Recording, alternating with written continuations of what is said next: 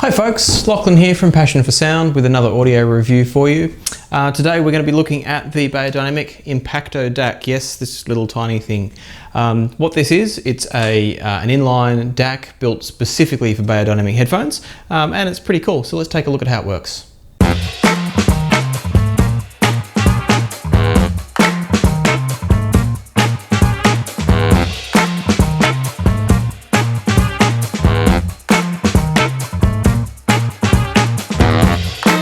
So as you can see, it's a small device. It's got these funny two wires hanging out of it that I'll explain shortly.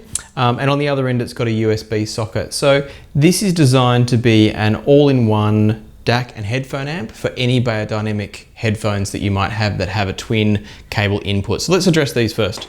I've got here the Amiron home headphones from beyerdynamic that I reviewed recently. And I'll just show you the sockets on the base there. The plugs here are designed to plug straight into very easily the bottom of the headphone. So it's a really straightforward connection. And this will work on the Amiron Home, the T5, the T1, basically Beyer's top end headphones with the detachable dual entry cables. At the other end of things, we've got a micro USB port here, and beyerdynamic provide 3 different cables that you can connect to your various devices. So obviously all of them have a micro USB to connect into the Impacto itself. And then from there, you've got a micro USB, so micro USB to micro USB. You've got a Type C, which is great for new Android phones, for instance.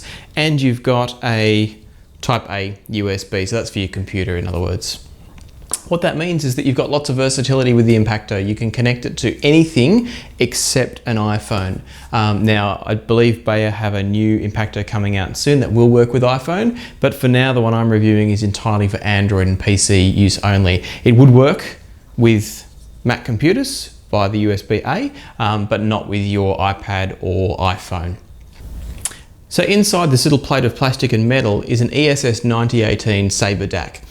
That's a top-notch DAC that can handle everything from MP3 through to your normal CD style FLAC files, all the way up to DSD, so your top high-res files. It's in a tiny little package, but it's also, despite that size, a fully fledged amplifier that's going to help to drive those T5, T1, Amiron style beyerdynamic headphones. So there's lots packed into here in terms of what it's capable of doing. What's also nice is that this gives you inline controls for things like volume up and down, the play and pause, and of course skipping forwards and backwards as well. So it's going to give you more than just your average DAC. It actually does give you those hardware controls too, which can be really handy if you just want to quickly reach for something at your neck rather than have to fumble around it and find a device to control your music with. Compatibility wise, it's worked beautifully with everything I've plugged it into, and with no drivers. So you can plug it direct to your PC, no drivers required, it works. Same thing with your phone, you plug it in, it just works. It's really fantastic in that sense. Just to briefly demonstrate, I'm going to plug it into my phone now, just to show you how it lights up and works. So again, simply plug it in and you'll see straight away that now the play light has come on. That's telling me straight away it's ready to play, and it's flipped over to high res mode based on the current content on the phone. One thing that is worth noting is this does tend to drain a little bit more battery than some of my other DACs, such as say the Dragonfly Red from AudioQuest. This does have a few percent per hour more battery drain. It's not going to drain your battery in minutes, but it's certainly going to take a bit more than some of the others on the market. While we're talking comparisons, let's talk a bit about the sound and how it stacks up against some other devices I've tried it with. The sound from the Impacto I would describe as very neutral, with maybe just a tiny hint of neutrality, but overall it's very transparent. Next to something like the Dragonfly Red, it's definitely a more open feel. The Dragonfly Red is a bit more congested, or at least has the soundstage a bit closer together with the mid-range coming forward. When you listen to the Impacto, everything's a bit more spread out, maybe not as much overall depth, but a bit more left and right spacing. I've also tried the Impacto versus something like the Meridian Explorer, which is more of a PC portable DAC rather than a completely portable DAC. And I'd say that again, there's differences, but I wouldn't put one of them specifically ahead of the other. They just present the sound differently.